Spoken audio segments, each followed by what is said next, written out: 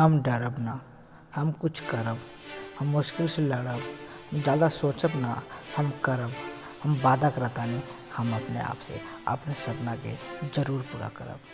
हम मुश्किल से डरब ना, ओकरा से लड़ब, विश्वास बा अपने आप पे, यकीन करतानी खुद पे, सपना में जान भर दे, हम वादा करतानी हम मुश्किल से लड़ब, अपना सपना लगी कुछ भी करब, हम वादा करतानी हम अपन मुश्किल से लड़ब।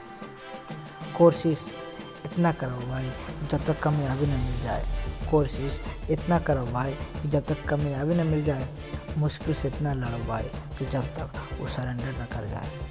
तब भाई आज से हम अपने आप के रूटीन चेंज करतानी भाई, आज से हम आपके खुद के बदले की कोशिश करतानी भाई, आज से हम अपन मुश्किल से हर बार लड़े की कोशिश करतानी भाई। कहा कि बहुत डरनी हम, बहुत झुकने वाला सामने, बहुत टूटनी, बहुत बिखरनी भाई ओकरा सामने, लेकिन अब ना, अब ओकरा के मुँह तोड़ जवाब दे भाई। आज से अपन मुश्किल से लड़ो।